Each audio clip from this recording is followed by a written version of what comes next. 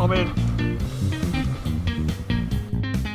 Morning and welcome back to another video. Right, in today's video we're going to be going over a few things that I've bought over the last couple of weeks. A couple of them, there's no reason why I bought them, but just for the sake of it. You know, once you go on the bloody website, you just can't help it, can you? Just end up bloody buying something, and you can't wait for the little package to turn up. Anyway, I've got a few head scratchers, maybe, that I want to go through. Also, as far as fishing's concerned, obviously we're leading up to the for us to the start of a new season. I mean, I've started fishing in March before. I have been once. We went the other week, me and my mate Steve Wood. It was pretty shit because it was a really low tide. I mean, the rocks had hardly covered, but you know, and it works the opposite way because, you know, we'd got there nice and early, but because it was such a low tide, the probably bottom of the set, it was miles out. And then it seems like it takes hours to get in, and then you think, oh my God, it's only another half an hour till bloody high tide. And then obviously, before you know it, you lose a couple of lures because the water's not very deep. No, it didn't really. I lost one, I think. What one did I lose? I can't remember. Oh yeah, I lost the flatbacker. It's what gave me the idea for this lure. Now, this lure is called a hoggy. A hoggy. And here it is. Now, what I thought, the brainwave I had, because one, it's really heavy. Two, it's going to sink straight to the bottom, right? It's going to. I know. I think this is because I looked up the company. It's an American company, Hoggy. I think it's American because it's not even in grams. It's in It's in ounces, 0.75 ounces. I don't know how heavy that is. Whether that's 21 grams, I have to get on the calculator and try and work it out. Anyway, it's pretty heavy. So if you ever thought about getting one, I would check you with your weight rod. I think this is going to be all right, Mike. I'm not sure how heavy it is. I'll have to get it weighed. Anyway, what I figured was that the fact that lures like this, because I've got Savage Gear Sanders, but honestly, like I said, when we were fishing that day, the day with the cloud of fish, whatever, you know, I'd lost the flatback of that. It's no good to me. In my opinion, you'd lose lures left, right, and centre if you tried to fish that shallow ground with lures that are going to go straight to the bottom, zonks, you know, soft plastics like this. But what I figured, on the other end of the spectrum, you know, like if you are high up out of the water, there's no point using blimmin', because they're just going to come straight to the bloody surface, aren't they? Like, because you're reeling up. You know, normally when we're using the lures, we're sort of at the water's level, aren't we? Anyway, these rocks, this patch of ground that's not really accessible from down there, because obviously when the tide's up to the wall, you can't be standing up in the water, do you know what I mean? But what I thought was, because you're so high up, a lure like this that I bought, the hoggy something or other, I've got the packet here, hoggy, don't know. Now I figured that if you're casting it, because you're so high up, you could jig it easier in all over them rough rocks without risking losing it. That's my theory, because I've also got other ones, like I've got a 42 gram bloody Savage Gear, because, you know, like when a lot of the boat fishermen, they use heavy lures like this, and they wait till they drift over a reef, and then they bounce it up and down, and bang, they get loads of bass, especially around the bloody Isle of Wight. Well, this one geezer, I know, it actually, you know, it gave me that idea. I thought, because you're high up, you're less chance of losing it because you're pulling it out away from the rocks rather than over the rocks, if that makes sense. I could be talking an utter load of bollocks, but this is my opinion, this is what I thought. I'm only saying from experience how I've lost lures in shallower water. You know, you see the lesson is, do not use them lures. Obviously, in the deeper water, you're all right, but that's what gave me the idea of trying to fish this bit. And the thing is that if you did get a big one, you wouldn't do it if you couldn't get down there. You'd have to send someone down to, you know, round the block to go down and get it. And that's the theory why I found this hoggy. Oh, it's so well made, and they're actually already glued to the head. But that's going to get, I wouldn't normally, it's not the sort of lure I generally normally use, but that hoggy, I'll tell you, that's going to be my, I'm going to try that mark right above the water and see if this little hoggy does the business for me. So that's lure number 1, my recent purchase, the hoggy. It might not be called a hoggy, actually it says Sebel or something, Sebel 75, there it is.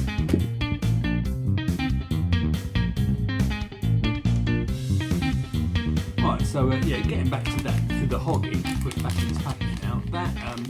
That's the name of the company, hoggy. It is actually called something else,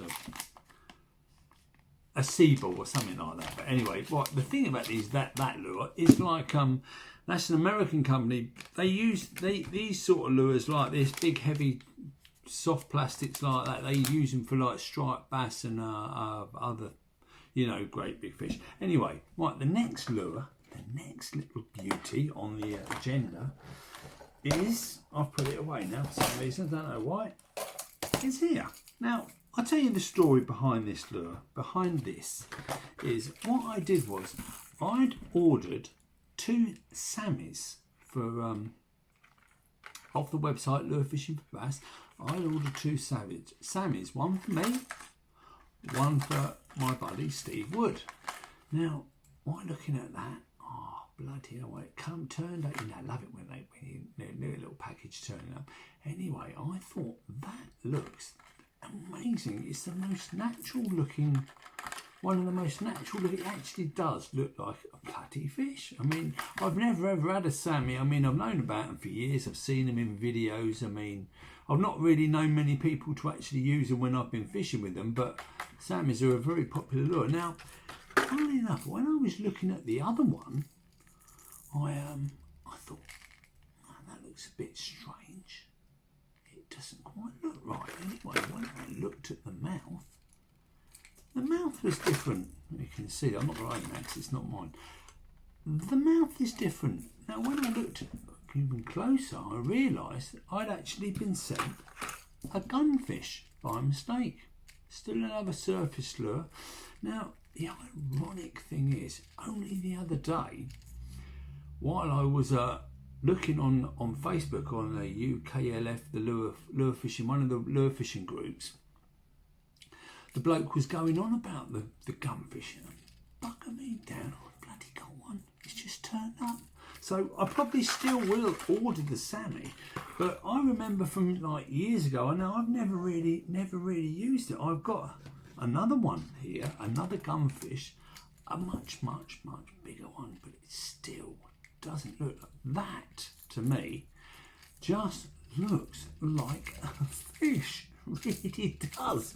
I mean, some of the time when I scratch my head at what some of these lures, you know, what the fish must be thinking when they're going after them, because they don't look like fish to me, especially some of the colours. But that's, you know, that's the way it is. So that's my next little ditty. Is the bloody gunfish, and the Sammy's another one that I was going to put in it, but I don't have to show you that because, well, I have showed you, haven't I? But I'm not going to take it out of the packet because they look pretty much the same. But obviously, both surface lures, obviously that's going to have a little bit of a pop in action. But I reckon that it's going to be a good one. That's going to be, along with my Astri, was my #1 lure last year. That was my favourite. That was a bloody thing. That bloody done the business for me, that did.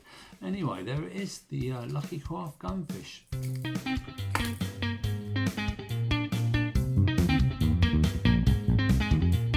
Right, the next little lure on my list of my new lures for the new season is called a Zarganar. I have to check it again if I got the name right. So I just had to look it on eBay to Needle Zarganar. Zarganar. Now, never heard of it. But what I did was, I'd seen them videos. I can't remember the bloody name of them now. There's a whole load of them, about 10 videos, all about watercraft, about the geezers. They dive in the water and everything, and they use a lot of needlefish and lures like that. It was a lot about colours and about how bass react. It's quite interesting, but I can't remember for the life of me remember what it is. But anyway, so what I did was, I've seen needlefish on some of the websites. I put in eBay I put in needlefish lures in eBay. This is what came up. And this was the little bugger.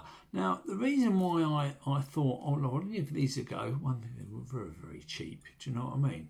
But they look pretty bloody good. They were supposed to cast quite a long way. Hunt House. Oh yeah. Actually, having said that, I think I may have mentioned these before. But anyway, well, I'll mention them again, so it doesn't matter. This is when I talk about funny looking lures. I mean, what is it? Bloody, what is it meant to be? Bloody, I don't know. What's it meant to? What fish is that supposed to look like? I mean, a bottlenose dolphin. I don't know. What is it? You know, a seahorse maybe, a straightened out seahorse. Little hook in my finger there. But anyway, the reason, like I said, I may have mentioned it. I think I have mentioned it before. This is what I got these because these obviously float. Like for trying that method when the weed is horrific, for drifting in the tide. You know, drifting along with the tide flow and seeing if that gets them bass to spring into action, because it bloody certainly has done, and I know it's worked for other people too. So that was the reason why I bought them. I mean, they all go to the collection. I was actually going to sell some lures this year, but I've changed my mind now. I think, you know, because I love collecting them. I mean, I've bought ones I haven't even, some lures I've bought I haven't even bloody used. I don't know why I'm picking that gunfish up, but I'm absolutely in love with that. Anyway, so that's that Zarganar. That's another one. Funny looking thing, isn't it? But there you go. You know, let's see if it works. Proof's in the pudding, as they say.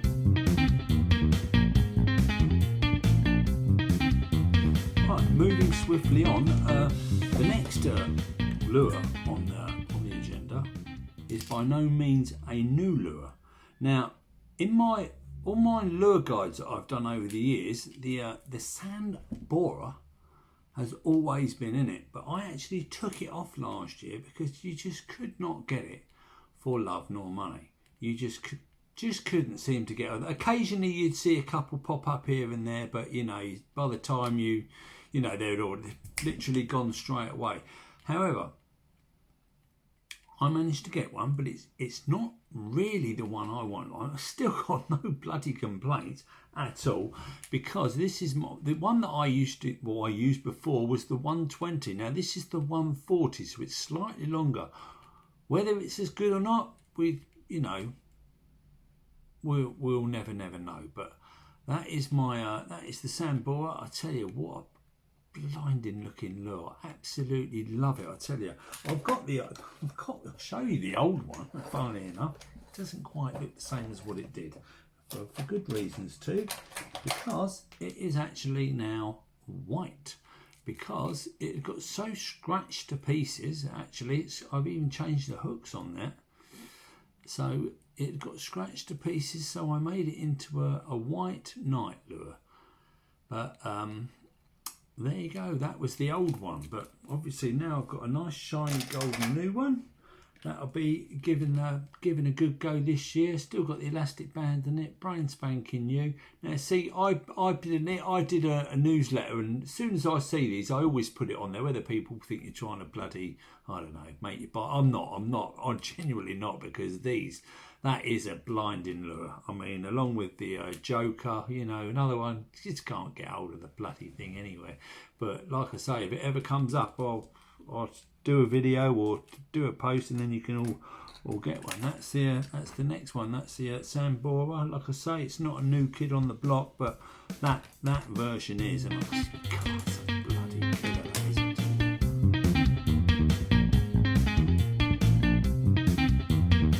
Right then, so next one, a couple of little soft plastics to get your teeth into. No, actually, I need to find the other one, to be honest. I'll be back in a sec.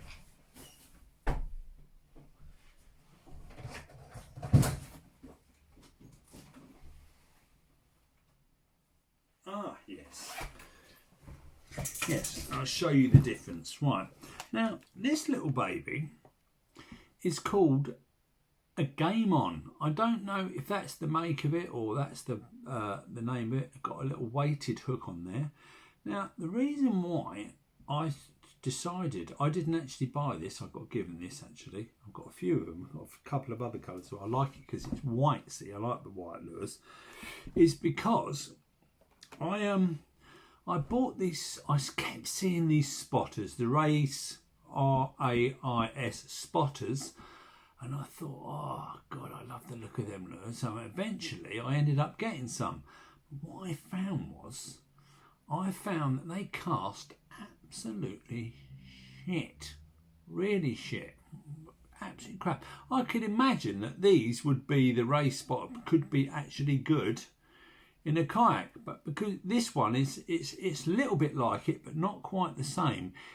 It just, I don't know, I just think that might cast a little bit better. As I say, I've got a weighted hook on that one, so we're going to give that a go. I probably will give that a go when I know there's fish definitely around. I am going to give that a go because another go. Because I reckon it could do the business. I mean, the times that when I have tried it, it's been crap anyway. And it's just you think, oh, I try another lure, and you know that's not really giving it a fair thing because they're not always out at a distance. But sometimes when you're not catching the fish, obviously you want to try and cover as much area as you can to try, hopefully find the fish. Do you know what I mean? Sometimes they might just be right in front of you. It's just the way it is, eating everything. You just do not know. Anyway, so that's that one. Game on. That is that's another one that's going to be trying. Right, the second one is called a spindle worm. Now these are really, really popular. Never used it, but I'm going to give it a go this year. Little paddle tail on there. Obviously, notice there's nothing on the end of the on the raised spotter or the game on. Same as on the hoggy. The hoggy hasn't got a tail on it either. So. Which makes me think this could be a winner. Another one a lot of people use them, you know, these spindle worms. So that would be my another one. I mean, obviously they're designed like that for a reason. Whether they're designed for our bass or it was an American company, I'll have to look it up, have a little look up about that one. And that's there, a couple of soft plastics thrown in there.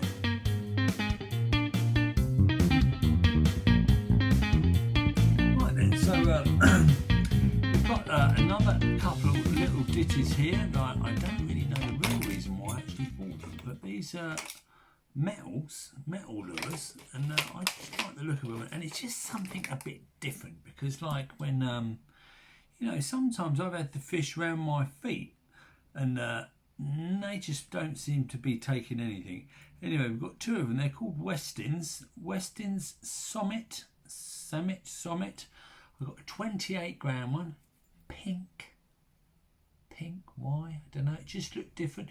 You obviously had to tie your line through. You had to tie your own bit of line through there to connect it all up. I think I've done it right, I'm not sure. That's a 28 gram and that's going to go like an absolute missile. But I figured they could be good for, you know, fishing maybe somewhere that might be sandy, you know, maybe like that, distance. And this is another one. This is obviously a sandal. Okay, it's funny how they're flat one side, completely flat one side, and rounded on the other. I wonder if that's makes a difference to the action of the actual thing, or maybe it might spin round, or I don't know. But it's completely flat one side. So that's my couple of metals, along with my other metals that I never really use. And the last time I used the bloody metal, I bloody lost it. It got snagged up. Water's too shallow, see, you've got to learn by your mistakes. Same as the other day, I lost that bloody mega bass bloody flatbacker fucking thing, I tell you. Anyway, a lot of money, but there you go, that's the way it is. So that's my little metals. That's for maybe, you know, another occasion, you know, not something trying to get something maybe a bit of fishing in a bay or something, you know, where you know you're not going to get snagged up for a start.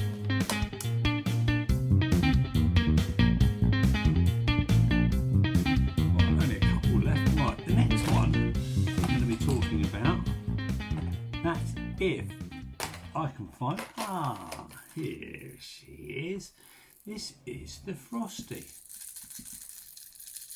There's a dainty little rattle in there. Now the Frosty, I've never actually caught anything on it, but I'm going to give it a little bit better going over this year. the thing is about the Frosty, it looks like a Pachenko, don't it? But obviously it's not. It's made by Pachenko. Now on the lure forums and that, a couple of times I've seen it. If there was only ever one lure, or if there's only ever one lure you could use, what would it be? And quite a lot of times people have said the bloody Frosty. So it must be pretty good. And obviously this is that glows in the dark. Right, really does glow in the dark, really good. So obviously it's a nighttime lure. So that's another one that's going to be getting a bit of a better going over. Sometimes, I've said it before, I'm just going to take the lures that I want to try out and not the ones that I always get, because you always end up bloody going back to what you always use. And I don't think they always get a good going over sometimes, because obviously I've used lures that I've caught loads of times that have never caught, that haven't been catching anything, because there's just not no fish there. It's just the way it is. And lastly but not least, now I can remember what it's called, is the Savage Gear Panic Bait. Now I've had this in my box for bloody yonks. Look, I've even nicked the bloody treblets on it to put on another lure, because it's just assumed. But pink's a funny bloody colour. People actually do quite well on that colour. Some people, like getting back to the race, Spotter. The geezer only ever seems to... I've seen him on one of the forums. I don't know what one it is. There's so bloody many now. And that's what he uses, a pink race spotter. And he catches loads in it. So I thought, well, I've got myself some more treblets. Brand new treblets, nice and sparkly. Hopefully they don't rust like they do on here. They actually rust easy on this, but it's supposed to wash them off every night. But sometimes I can't always be bothered, especially when you're getting in at like 5 o'clock in the morning or times like that. So that's the last lure of the little batch of new ones. Well, newish or oldish, but never used them. These are going to be getting a good going over. Good right on that. Come here, bass. Come here. Anyway, that's the end of the video.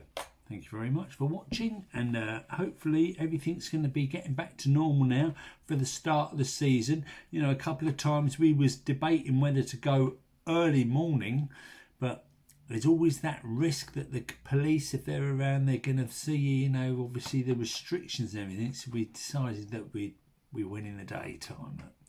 Because obviously you don't want to bloody fine for something for bloody going fishing. You know what I mean? I don't know how strict they are, and I don't actually know anybody that's actually been pulled over. You're supposed to go. I know people from London that want to go fishing. They just bloody well can't, because they're in London. They're miles from anywhere. Anyway, so all the best. Stay safe. Let's get back to normal, and soon we're out there catching them bass, the better. All the best. Thank you very much.